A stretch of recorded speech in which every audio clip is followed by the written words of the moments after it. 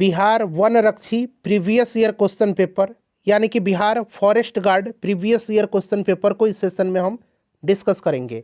Hello friends, welcome to the success Kendra. Friends देखिए, आज इस सेशन में हम लोग बिहार वन रक्षी न्यू वैकेंसी 2026 यानी कि Bihar forest guard new vacancy 2026 के लिए Bihar forest guard previous year question paper को हम लोग डिस्कस करेंगे। बिहार वन रक्षी प्रीवियस ईयर क्वेश्चन पेपर है 16 दिसंबर 2020 का। आखिरी बार जो बिहार वन रक्षी यानी कि बिहार फॉरेस्ट गार्ड का जो एग्ज़ाम लिया गया था ये 16 दिसंबर 2020 को लिया गया था। उसी का ये फर्स्ट शिफ्ट का क्वेश्चन पेपर है। इसी प्रकार से मैं आपको सेकंड शिफ्ट भी कवर करवा दूंगा। चैनल पर अगर आप पहली बार आए हुए हैं तो चैनल को सब्सक्राइब कर लीजिए और जो बगल में बेल आइकन है, घंटी का निशान है, उसको भी ज़रूर दबा लीजिए ताकि जब भी इसी तरह का कोई भी इम्पोर्टेंट वीडियो अपलोड किया जाए तो उसका नोटिफिकेशन सबसे पहले आपके पास पहुंच जाए। तो चलिए फ्रेंड्स, बिना देरी किए हुए सेशन स्टार्ट करते हैं। एक बार सभी लोग प्लीज़ पहले सेशन को लाइक कर दीजिए और जब इसको कंप्लीट देख लीजिएगा, पूरा देख लीजिएगा, तो कम से कम एक ग्रुप में फ्रेंड्स इसको ज़रूर ही शेयर कर दीजिएगा।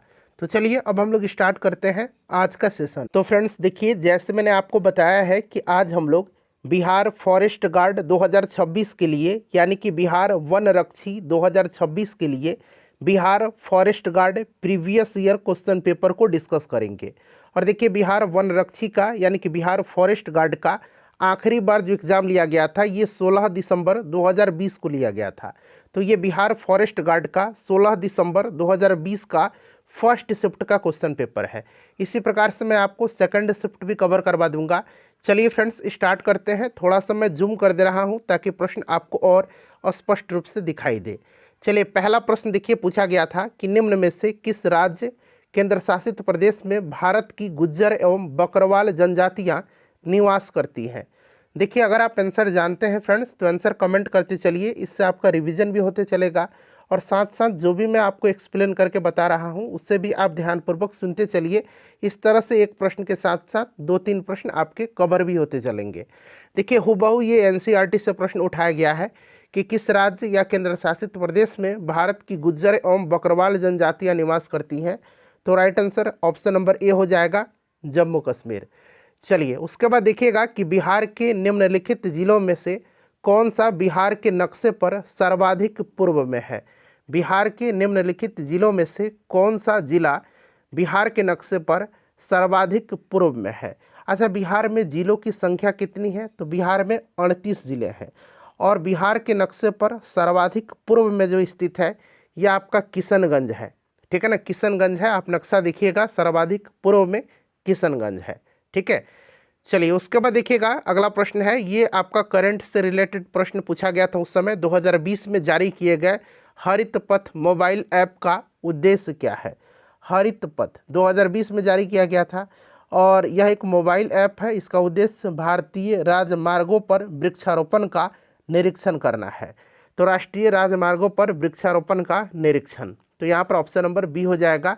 फॉरेस्ट गार्ड का आप पेपर दे रहे हैं तो देखिए यहाँ पर पर्यावरण से रिलेटेड जो करंट अफेयर्स का प्रश्न है वो पूछा गया है। चलिए उसके बाद देखिएगा अगला प्रश्न पूछा गया है कि चटगांव शस्त्रागार डकैती की योजना किसने तैयार किया था। ये हिस्ट्री का क्वेश्चन है। चटगांव शस्त्रागार डकैती की योजना जो है ये तैयार किया था किसने? तो सूर्यसेन ने किया था। सूर्यसेन ने किया था और यह घटना 1930 की है। चटगांव जो अभी वर्तमान में बांग्लादेश में पड़ता है वहीं पर स्थित ब्रिटिश शस्त्रागार पर आक्रमण करके वहां पर जो हथियार थे उनको लूटने की योजना थी। ठीक है ना, और इसके लिए जो है 1934 में जो है सूर्यसेन को फांसी की सज़ा भी दिया गया था। तो ध्यान रखिएगा, इंपॉर्टेंट ये क्वेश्चन है, बार बार ये प्रश्न पूछा जाता है। और देखिए, सबसे मैं आपको बेस्ट तरीका बता दे रहा हूँ कि बिहार फॉरेस्ट गार्ड की आप तैयारी 2026 की कैसे करें।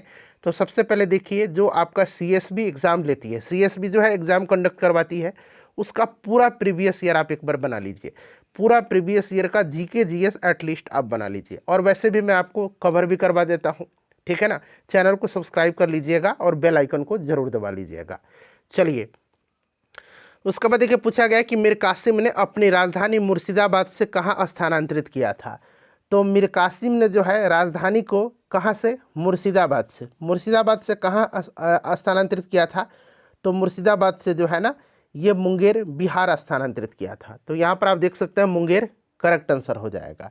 ठीक है फ्रेंड्स, इसको आप ध्यान रखिएगा।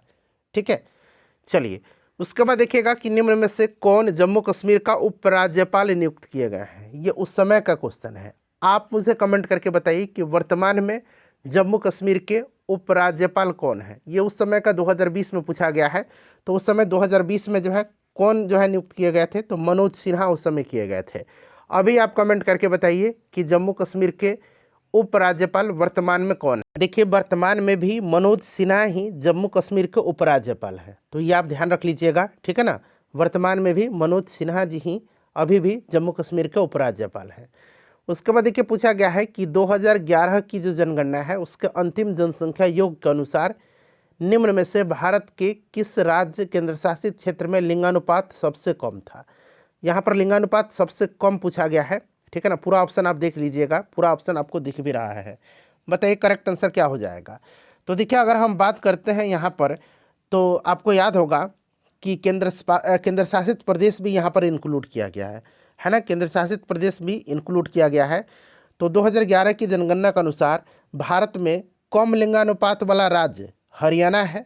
ठीक है ना, लेकिन यहाँ पर दरअसल केंद्र शासित प्रदेश भी जो है इंक्लूड कर दिया है।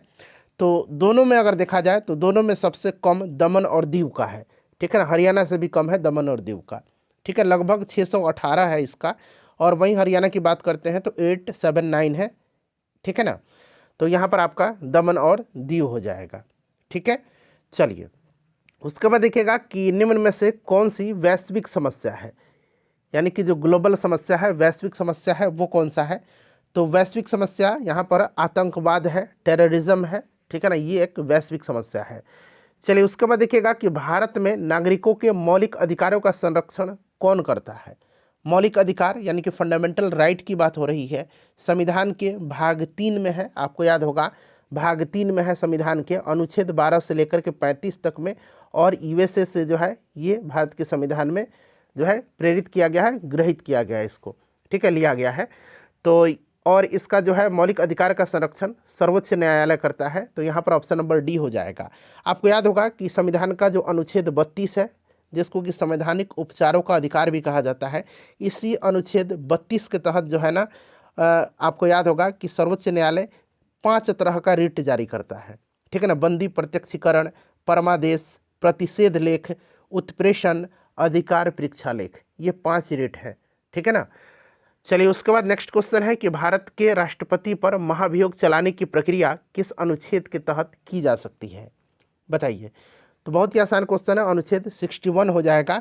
ठीक है ना, परंतु इसके लिए आवश्यक है कि राष्ट्रपति को कितने दिन पहले, तो ध्यान रखिएगा 14 दिन पहले जो है लिखित सूचना दी जाए, जिस पर उस सदन का 1/4 सदस्य का हस्ताक्षर हो, 14 दिन पहले। चलिए उसके बाद देखिएगा कि राज्यसभा के पास लोकसभा के बराबर अधिकार है। राज्यसभा के पास लोकसभा के बराबर अधिकार है, बताइएगा। राइट आंसर यहाँ पर क्या हो जाएगा। तो संविधान के संशोधन में, है ना, संविधान का अनुच्छेद 368, जिसमें संविधान संशोधन की प्रक्रिया का उल्लेख किया गया है, इसमें जो है आपको याद होगा कि 3 विधि अपनाया जाता है। एक साधारण विधि के द्वारा संशोधन, दूसरा विशेष बहुमत द्वारा संशोधन, और तीसरा संसद के विशेष बहुमत एवं राज्य विधानमंडलों की स्वीकृति से। ठीक है ना, तो इस चीज़ को आप ध्यान रखिएगा। इस तरह से देखा जाए तो राज्यसभा के पास संविधान संशोधन के विषय में लोकसभा के बराबर अधिकार है। तो राइट आंसर यहाँ पर ऑप्शन नंबर सी हो जाएगा। उसके बाद देखिए ब्रिटिश ईस्ट इंडिया कंपनी की स्थापना कब हुई थी। तो 31 दिसंबर 1600 ईस्वी को जो है इंग्लैंड की रानी एलिजाबेथ प्रथम ने ईस्ट इंडिया कंपनी के अधिकार पत्र प्रदान किया था। ठीक है, तो यहाँ पर आपका हो जाएगा 1600 में, ध्यान रखिएगा। ठीक है ना, और मुगल बादशाह उस समय अकबर था। नेक्स्ट क्वेश्चन है कि भारत का उष्णकटिबंधीय वन शोध संस्थान कहाँ पर स्थित है। अच्छा क्वेश्चन है। तो फ्रेंड्स ये आपका जबलपुर में स्थित है। और एक प्रश्न पूछा जाता है केंद्रीय वन अनुसंधान संस्थान, तो जब केंद्रीय वन अनुसंधान संस्थान पूछा जाएगा तो ये देहरादून में है। ठीक है ना, बट यहाँ पर उष्णकटिबंधीय पूछा गया, उष्णकटिबंधीय वन शोध संस्थान, तो ये आपका मध्य प्रदेश के जबलपुर में है। ठीक है, नेक्स्ट क्वेश्चन है, और ईमानदारी से आप लोग अपना अपना स्कोर जरूर बता करके जाइएगा। ठीक है ना फ्रेंड्स, निम्न में से कौन सा गैस पारंपरिक ऊर्जा का स्रोत है। एक पारंपरिक है और एक गैर पारंपरिक है। तो देखिए पारंपरिक की अगर हम बात करते हैं तो पारंपरिक में ठीक है ना। कौन सा गैस पारंपरिक ऊर्जा का स्रोत है, यहाँ पर कौन सा गैस, गैस तो यहाँ पर है नहीं, मेरे ख्याल से ये क्वेश्चन है कौन सा गैर पारंपरिक ऊर्जा का स्रोत है ना। यहाँ गैस कहाँ ऑप्शन में कहीं दिया गया, कुछ गैस तो है नहीं, यहाँ पर गैस नहीं होगा, यहाँ गैर बना लीजिए, कौन सा गैर पारंपरिक ऊर्जा का स्रोत है। तो गैर पारंपरिक ऊर्जा के स्रोत वही होते हैं ना जो नवीकरणीय में आ जाएंगे। इस तरह से एक तरीका याद रखिएगा, जैसे कि सौर ऊर्जा आ जाएगा, ये गैर पारंपरिक है और नवीकरणीय ऊर्जा का भी संसाधन है। पवन है यानी कि जो विंड एनर्जी है, जल से जो आपका विद्युत निकाला जाता है, ठीक है ना, ये सब आपका हो जाएगा। तो यहाँ पर आपका पारंपरिक ऊर्जा का स्रोत गैर पारंपरिक कौन सा हो जाएगा, तो वायु हो जाएगा, विंड एनर्जी, ठीक है ना, क्लियर है ना। चलिए उसके बाद देखिएगा ग्रीन हाउस प्रभाव निम्न में से किससे संबंधित है। ग्रीन हाउस, अच्छा ग्रीन हाउस जो है ये पूछा जाता है, हरित गृह प्रभाव एक प्राकृतिक प्रक्रिया है जिसके कारण वातावरण में मौजूद कुछ गैसें वातावरण के तापमान को अपेक्षाकृत अधिक करने में मदद करती हैं, ठीक है ना। और ग्रीन हाउस में जो गैसें आती हैं जैसे कि आपका कौन कौन सा गैस हो जाएगा, ग्रीन हाउस गैस पूछा जाता है, ऑप्शन दे करके आपसे पूछा जाएगा कि कौन सा इसमें से जो है ग्रीन हाउस गैस है और कौन सा नहीं है, इस तरह से भी पूछ दिया जाएगा। तो याद रखिएगा ग्रीन हाउस गैस अगर पूछेगा कि कौन कौन से हैं, तो देखिए ग्रीन हाउस गैसेस में कौन कौन सा आ जाएगा, तो एक तो आपका कार्बन डाइऑक्साइड आ जाएगा, मीथेन आ जाएगा, नाइट्रस ऑक्साइड, ठीक है ना, जिसको कि लाफिंग गैस भी बोला जाता है, वाटर वेपर यानी कि जलवाष्प आ जाएगा, ये सब आ जाता है। तो ये ध्यान रखिएगा। और यहाँ पर करेक्ट आंसर आपका ग्लोबल वार्मिंग हो जाएगा, ठीक है ना। तो यहाँ पर आपका ग्लोबल वार्मिंग यहाँ पर आपका करेक्ट आंसर हो जाएगा। उसके बाद देखिए रक्त का हृदय की ओर विपरीत प्रवाह निम्नलिखित में से कौन सी रक्त वाहिका में होती है। बताइए रक्त का हृदय की ओर विपरीत प्रवाह जो है ये कौन सी रक्त वाहिका में होती है, ये आपसे पूछा जा रहा है। तो यहाँ पर करेक्ट आंसर जो हो जाएगा ये आपका सीरा, धमनी, कोशिका, ये सब हो जाएगा, ठीक है ना। तो सबसे पहले यहाँ पर आप देख सकते हैं, यहाँ पर करेक्ट आंसर क्या हो जाएगा, ऑप्शन नंबर डी हो जाएगा, ठीक है। चलिए उसके बाद अगला प्रश्न है कि निम्नलिखित में से कौन सी गैसों की वजह से अम्ल वर्षा होती है, एसिड रेन। तो ये आपका हो जाएगा SO2 और NO2। देखिए ऑप्शन में कहाँ पर दिया गया, ऑप्शन नंबर डी में दिया गया है। SO2 और NO2 गैसों की वजह से अम्ल वर्षा होता है, ठीक है ना। और SO2 ये सल्फर से प्राप्त एक महत्वपूर्ण औद्योगिक रसायन है, ठीक है ना, इसको आप ध्यान रखिएगा, क्लियर। चलिए उसके बाद देखिए विश्व स्वास्थ्य संगठन के मुताबिक पेयजल में फ्लोराइड की कितनी मात्रा जायज़ है। फ्लोराइड बताइए WHO के अनुसार, तो यह आपका होगा 0.5 ppm जायज़ है, 0.5 ppm, ठीक है ना, यहाँ पर ऑप्शन नंबर सी हो जाएगा। चलिए उसके बाद देखिएगा कि निम्न जंतुओं में कौन सा एक जंतु पारितंत्र में एक समय में एक से अधिक पोषक स्तरों को ग्रहण कर सकता है, कौन सा जंतु है। तो फ्रेंड्स ये आपका मेढक हो जाएगा। मेढक जो है ना एक ऐसा जंतु है जो पारितंत्र में एक समय में एक से अधिक पोषक स्तरों को ग्रहण कर सकता है, ठीक है ना। चलिए उसके बाद देखिएगा अगला प्रश्न है कि निम्नलिखित में से कौन सा अम्लीय माध्यम में, अम्लीय माध्यम में, ठीक है ना, पोटेशियम आयोडाइड से आयोडीन को शीघ्रता से मुक्त करता है। बताइए करेक्ट आंसर यहाँ पर क्या हो जाएगा। तो फ्रेंड्स देखिए यहाँ पर जो राइट आंसर हो जाएगा आपका नाइट्रेट, फॉस्फेट, नाइट्राइट, ये सभी हो जाएंगे, ठीक है ना। यहाँ पर देखिए नाइट्रेट दिया गया है, फॉस्फेट दिया गया है और यहाँ पर नाइट्राइट दिया गया है, ठीक है।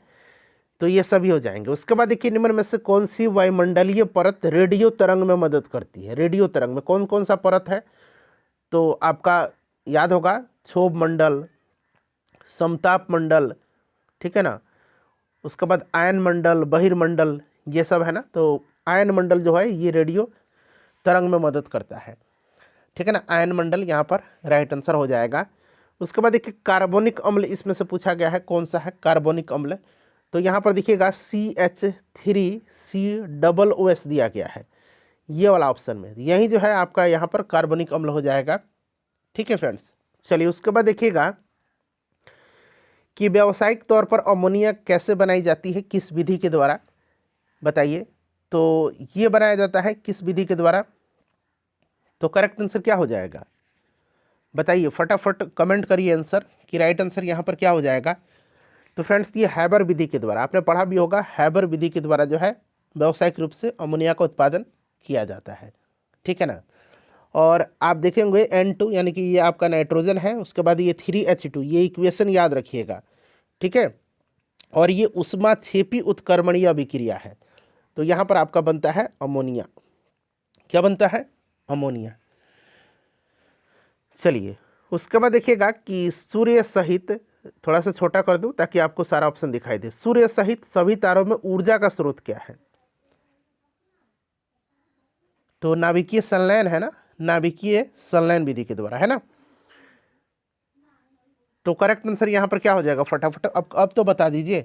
राइट आंसर जो हो जाएगा आपका हीलियम नाभिकों का हाइड्रोजन नाभिकों में संलयन। तो ऑप्शन नंबर यहाँ पर ये करेक्ट आंसर हो जाएगा, हीलियम नाभिकों का, ठीक है ना, हीलियम नाभिकों का हाइड्रोजन नाभिकों में संलयन।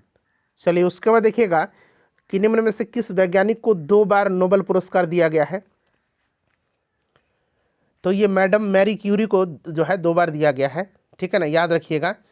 तो राइट आंसर क्या हो जाएगा? मैडम मैरी क्यूरी हो जाएगा, option number C correct answer हो जाएगा।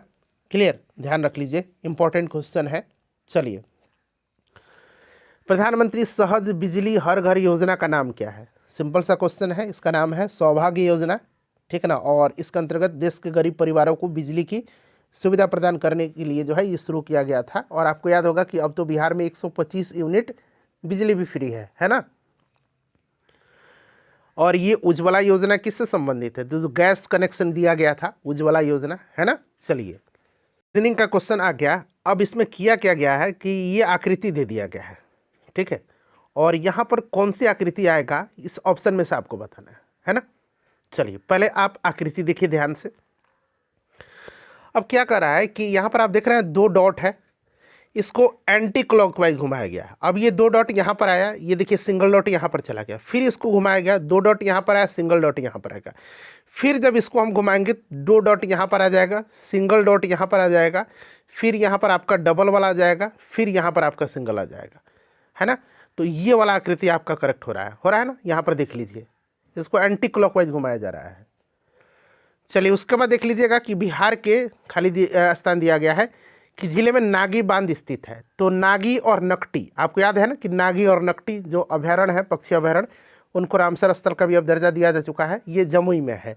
जमुई किस संसाधन के लिए फेमस है? तो सोना के लिए। चलिए उसके बाद देखिएगा कि वन स्टॉप सेंटर योजना किस रूप से जाना जाता है? वन स्टॉप सेंटर योजना।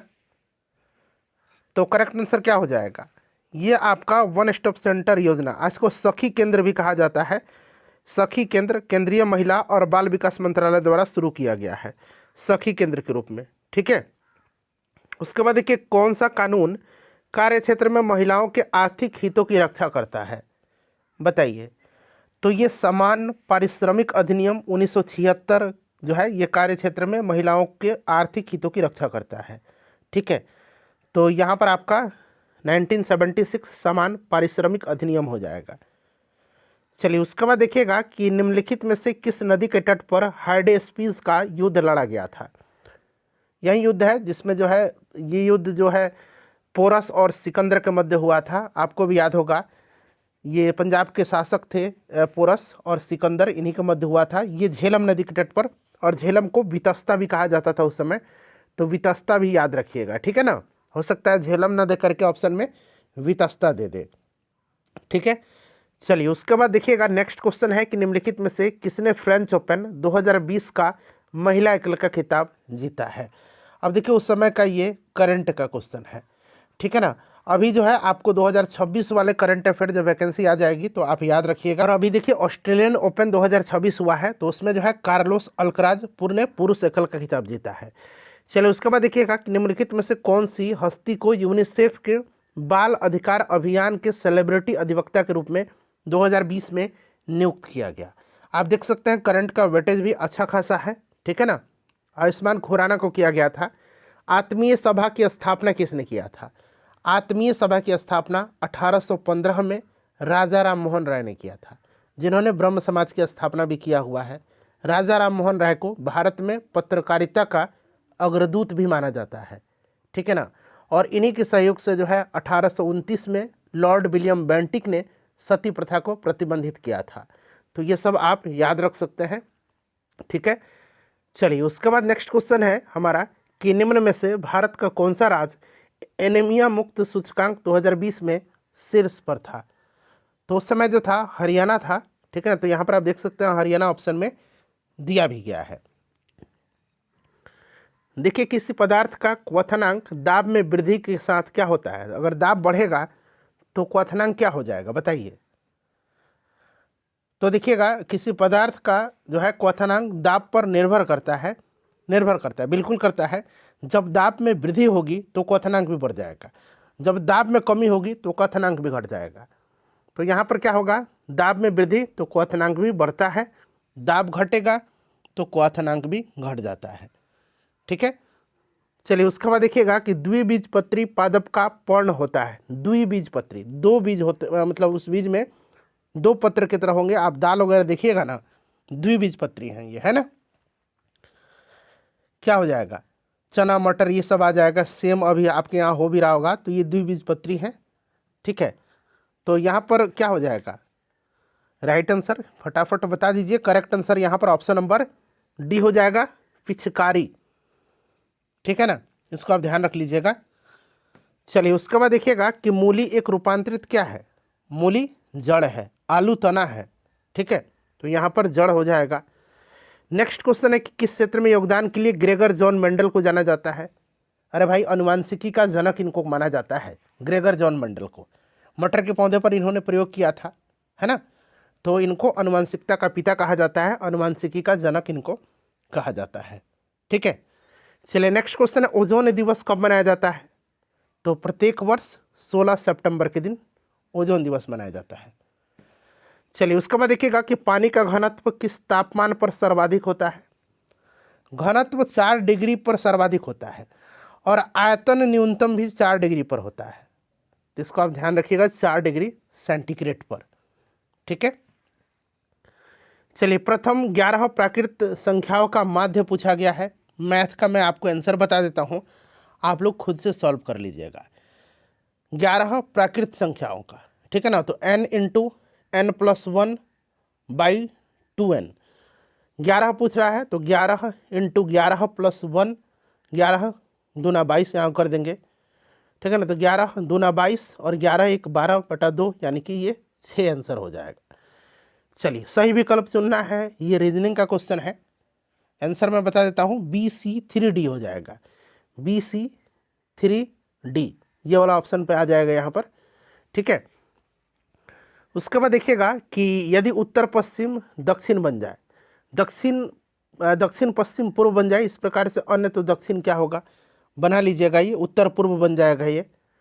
चलिए उसके बाद देखिएगा कि आज मंगलवार है तो 79 दिन के बाद कौन सा दिन होगा। तो गुरुवार हो जाएगा, ठीक है। नेक्स्ट क्वेश्चन है कि सर्वश्रेष्ठ एवं सबसे आवश्यक विकल्प का चयन उत्तर के रूप में कीजिए। एक पेड़ में हमेशा क्या होता है बताइए। तो एक पेड़ में हमेशा जड़ होता है, क्योंकि जड़ के बिना पेड़ तो सूख जाएगा, है ना। तो जड़ हमेशा रहेगा। चलिए उसके बाद देखिए भारत में कोयले के भंडार और उत्पादन के संबंध में सबसे अमीर राज्य कौन सा है बताइए। तो ये उस समय का अनुसार पूछा गया है, और अभी आप जब एग्ज़ाम देने जाइएगा ना तो आप उस समय का पढ़ करके जाइएगा, ठीक है ना। तो अब मैं उस समय वाला ही आपको बता देता हूँ, सबसे अमीर राज्य झारखंड है, ठीक है ना। लेकिन अभी वाला आप जब एग्ज़ाम देने जाएगा ना उसको पढ़ करके चले जाइएगा। चलिए उसके बाद देख लीजिएगा कि भारतीय संविधान का कौन सा भाग संविधान की आत्मा कहलाता है। तो संविधान का कौन सा भाग, संविधान का कौन सा भाग, तो प्रस्तावना उद्देशिका को संविधान की आत्मा कहा जाता है ना, प्रियम्बल। चलिए उसके बाद देखिएगा कि ग्रामीण महिलाओं के बीच बचत को बढ़ावा देने के लिए निम्न में से कौन सी योजना का उद्देश्य है बताइए। तो महिला समृद्धि योजना है ये, है ना, महिला समृद्धि योजना, ध्यान रखिएगा। चलिए और ये भी करंट का क्वेश्चन है, 2020 में होप मिशन टू मार्स किस देश के द्वारा प्रक्षेपित किया गया था। तो होप मिशन टू मार्स ये संयुक्त अरब अमीरात का था, UAE का था, ठीक है ना। होप मिशन टू मार्स, ये होप मिशन टू मार्स, ठीक है ना। तो ये था आपका UAE का। आयुर्वेद के महान विद्वान चरक जो हैं ये किस राजवंश के शासनकाल से संबंधित है। तो चरक किसके दरबार में रहते थे। तो चरक जो है कुषाण वंश के सबसे प्रतापी शासक कनिष्क के दरबार में रहते थे, ठीक है ना। तो कनिष्क यहाँ पर तो नहीं दिया गया, कुषाण दिया गया है, ठीक है ना, इसको ध्यान रखिएगा। चलिए, महात्मा गांधी राष्ट्रीय ग्रामीण रोजगार गारंटी अधिनियम के तहत कितने दिन का रोजगार प्रदान किया जाता है? बताइए, मनरेगा पूछा गया है तो क्या हो जाएगा, कितने दिन का, फटाफट बताइए। तो 100 दिन का, ठीक है ना। उस समय का जो क्वेश्चन है उसका अनुसार से यहाँ पर मैं आपको आंसर भी बता दे रहा हूँ, ठीक है फ्रेंड्स। और ये 2005 को जो है महात्मा गांधी राष्ट्रीय ग्रामीण रोजगार योजना जो है ये 2005 में लागू किया गया था, और बाद में 2009 में जो है राष्ट्रीय ग्रामीण रोजगार गारंटी अधिनियम इसको किया गया था। और अभी जो है आपको याद होगा कि विकसित भारत जी राम जी अधिनियम 2025 के तहत जो है अब मनरेगा का नाम किया गया है, ठीक है ना। विकसित भारत जी राम जी अधिनियम, वीवी जी राम जी, ठीक है ना, ध्यान रखिएगा। निम्नलिखित में से कौन सी समिति मुख्यतः जनजातीय क्षेत्रों में पंचायती राज से संबंधित है? बताइए, राइट आंसर क्या हो जाएगा, करेक्ट आंसर क्या हो जाएगा? पीके थुंगन समिति है ये, ठीक है ना, जो जनजातीय क्षेत्रों में पंचायती राज से संबंधित है, और इसी समिति की सिफारिश पर पंचायती राज संस्थाओं को संवैधानिक दर्जा दिया गया था। चलिए, उसके बाद नेक्स्ट क्वेश्चन कर लेंगे कि पुष्यमित्र शुंग द्वारा मारे जाने वाला अंतिम मौर्य शासक कौन था? तो अंतिम मौर्य शासक कौन था? बृहदरथ था, जिसकी हत्या पुष्यमित्र शुंग ने कर दिया और मगध पर शुंग वंश की स्थापना किया था। शुंग, ये ग है। टोबा झील कहाँ पर स्थित है? टोबा झील जो है ये इंडोनेशिया के जो सुमात्रा द्वीप है वहीं पर स्थित है, तो इंडोनेशिया के सुमात्रा में। उसके बाद देखिएगा, ये आपका मैथ का क्वेश्चन है, प्रोबेबिलिटी का, ठीक है ना। इसका आंसर मैं आपको बता देता हूँ, 1/2 हो जाएगा, आप लोग बना लीजिएगा। उसके बाद देखिए, इसका भी मैं आंसर बता देता हूँ। मैथ के जितने भी प्रश्न हैं उनका मैं आंसर फटाफट मैं आपको बता देता हूँ। चलिए, उसके बाद देखिएगा, ये आपका रीजनिंग का क्वेश्चन है, इसको आप लोग बनाइएगा। इसका मैं आंसर आपको बता देता हूँ।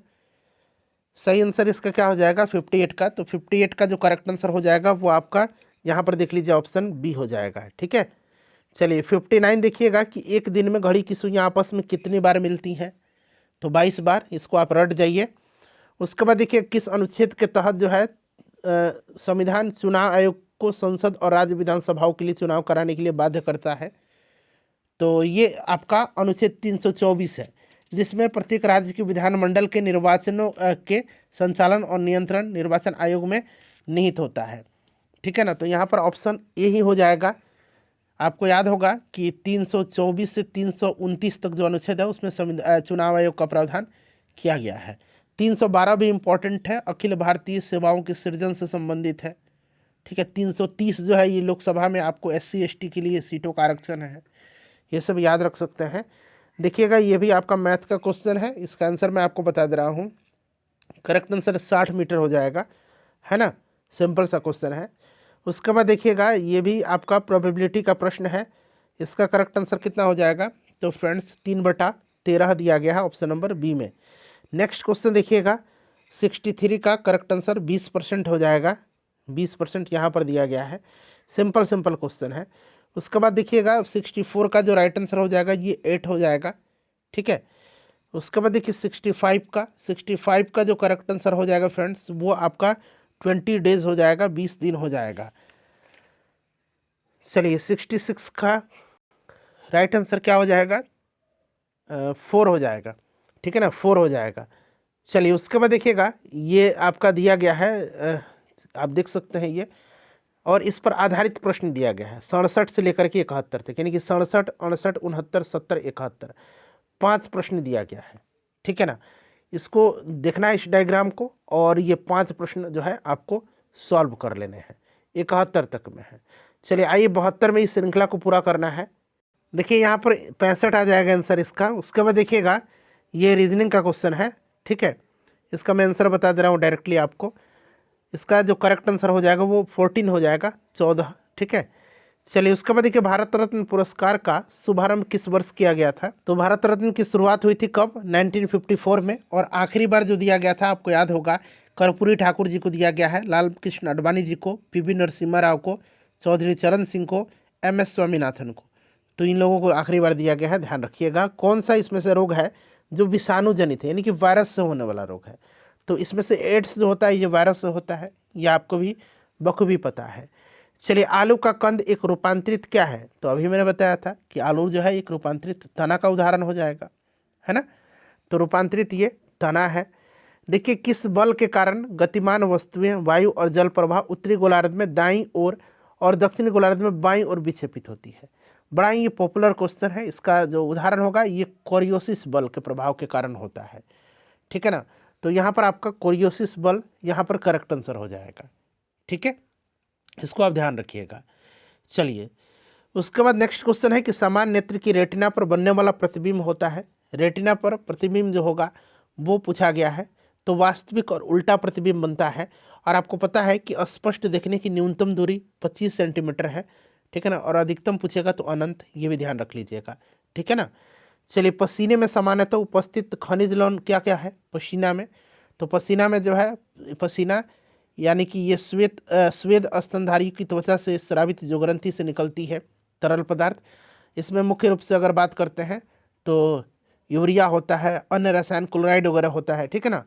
तो यहाँ पर करेक्ट आंसर बता दीजिए, राइट आंसर इसका क्या हो जाएगा फ्रेंड्स, फटाफट बता दीजिए। तो देखिए, इसका जो करेक्ट आंसर हो जाएगा वो आपका हो जाएगा सोडियम क्लोराइड। नमकीन लगता है ना। वर्गीकरण का आधारित जो इकाई है वो पूछा गया है, तो आधारित इकाई जाति हो जाएगा। चलिए, उसके बाद देखिए, ये आपसे पूछा गया है ये आकृति दे करके, और यहाँ पर कौन सा आकृति आएगा। देखिए, इसको इस तरह से घुमाया जा रहा है ना, क्लॉकवाइज। तो यहाँ पर आप देख सकते हैं इसको क्लॉकवाइज घुमाया गया है, ठीक है। यहाँ पर राइट आंसर आप बना भी लीजिएगा, और मैं बताने का प्रयास भी कर दे रहा हूँ आपको। इसका जो करेक्ट आंसर हो जाएगा वो आपका कौन सा हो जाएगा? तो देखिए, क्वेश्चन नंबर 81 का राइट आंसर जो हो जाएगा वो आपका ऑप्शन नंबर बी हो जाएगा, ठीक है ना, ऑप्शन नंबर बी। उसके बाद देखिए, निम्न में से कौन से 3R पर्यावरण रक्षा से जुड़े हुए हैं? 3R हैं, ठीक है ना, ये 3R हैं, इसीलिए इसको इस तरह से 3R लिख दिया गया है। और ये 3R जो है, 3R जो है, इनका मतलब क्या हो जाएगा? तो इसका मतलब हो जाएगा रिड्यूस, रीयूज और रिसाइकल। रिड्यूस, रीयूज और रिसाइकल, ठीक है। ये 3R है, एक R से रिड्यूस, एक R से रीयूज और एक R से रिसाइकल, यही 3R है। चलिए, एस्पिरिन का रासायनिक नाम क्या है?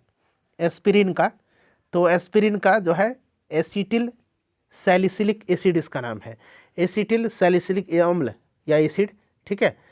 चलिए, उसके बाद देखिएगा कि कुलांगार शब्द के उचित वाक्यांश का चयन करिए। बताइए, कुलांगार अपने ही कुल का नाश करने वाला, ठीक है ना, अपने ही कुल का नाश करने वाला कुलांगार। नेक्स्ट है हमारा कि उद्वर्तन शब्द किसका तत्सम रूप है? बताइए। तो ये उबटन का तत्सम रूप है, उबटन का, ठीक है, ध्यान रखिएगा। निम्नलिखित में सबसे शुद्ध का चयन करना है, शुद्ध शब्द का। तो इसमें से कौन सा सही लिखा गया है? बताइएगा, कौन सा इसमें से सही लिखा गया है? तो वैमनस्य जो है ये लिखा गया है, यहाँ पर आप वैमनस्य देख रहे हैं, इसका मतलब द्वेष, शत्रुता होता है। उसके बाद देखिए, नाव का पर्यायवाची नहीं है। नाव का पर्यायवाची, नाव का पर्यायवाची तरिणी, तारिणी, नौका, जलयान, ये सब होता है, तड़ाग नहीं होता है ना, तो तड़ाग यहाँ पर हो जाएगा। उसके बाद देखिए, कौन सा विलोम शब्द युग्म अनुपयुक्त है? अनुपयुक्त है यानी कि सही नहीं है। तो आप देखेंगे अनुलोम प्रतिलोम ये सही है, सामिस निरामिस, आचार अनाचार, ठीक है ना। अंतर का यहाँ पर अंदर नहीं होगा ना, ठीक है ना, अंदर का विलोम बाह्य होता है ना, तो ये गलत दिया गया है। ऑप्शन डी यहाँ पर करेक्ट आंसर हो जाएगा। उसके बाद देखिए, इसमें से पूछा गया कि अमित शब्द का विलोम क्या होगा? तो अमित शब्द का विलोम क्या हो जाएगा? बताइए, अमित का विलोम क्या हो जाएगा? अमित का विलोम क्या होगा? फटाफट बताइए। तो अमित का विलोम परिमित हो जाएगा, ठीक है ना, परिमित हो जाएगा, ठीक है ना, परिमित हो जाएगा। चलिए, उसके बाद नेक्स्ट है कि निम्नलिखित में से व्यक्त का विलोम क्या होगा? व्यक्त का, तो व्यक्त का जो है आपका विलोम क्या होगा ये पूछा गया है। तो व्यक्त का लुप्त होगा, लुप्त है क्या? ऑप्शन नंबर डी में है। चलिए, वर्तनी की दृष्टि से सही शब्द कौन सा लिखा गया है यहाँ पर? तो सही शब्द यहाँ पर जो है कौन सा लिखा गया है? तो ये पृथक थोड़ी होता है, पृथक होता है, परागण प्रांगण होता है ना। उसके बाद यहाँ पर आपका प्रणाम भी वैसे नहीं लिखा जाता है, ठीक है ना। तो निश्चित रूप से आपका ऑप्शन नंबर सी यहाँ पर करेक्ट आंसर हो जाएगा, परिणति, ठीक है। चलिए उसके बाद पूछा गया है कि निम्न समूह में से सभी शब्द देवता के पर्यायवाची शब्द हैं। तो देवता का देव, सुर, अमर ये सब हो जाएगा। तो कहाँ पर देव, सुर, अमर दिया गया है। चलिए उसके बाद देखिए वसंत का पर्यायवाची नहीं है, वसंत का पर्यायवाची। तो यहाँ पर देखिएगा कालानाथ जो है ना, ये आपका वसंत का नहीं है। कालानाथ का अर्थ चंद्रमा, जो कि एक गंधर्व का नाम है, तो यहाँ पर कालानाथ हो जाएगा। बाकी मधुमास, कुसुमाकर, ऋतुराज ये सब आपका हो जाएगा। उसके बाद देखिए धनुष का पर्यायवाची क्या हो जाएगा। धनुष का पिनाक, कोदंड ये सब होता ही है, ठीक है ना। और यहाँ पर देखिए मेदिनी नहीं होगा, मेदिनी, मेदिनी का अर्थ भूमि, धरती, धरा ये सब होता है। गौरव का विलोम बड़ा इंपॉर्टेंट है, लाघव होता है, लाघव है ना ऑप्शन में, याद रख लीजिएगा ये। चलिए उसके बाद देखिएगा कि आगम शब्द के अनेकार्थ में से कौन सा समूह प्रकट करता, आगम शब्द के अनेकार्थ को कौन सा समूह सही प्रकट यहाँ पर कर रहा है। तो आगम का अनेकार्थ आना, राजस्व, आमदनी, भविष्य ये सब होता है। तो यहाँ पर आपका राइट आंसर क्या हो जाएगा, करेक्ट आंसर क्या हो जाएगा बताइए फटाफट। तो देखिए इसका correct answer option number B हो जाएगा, ठीक है।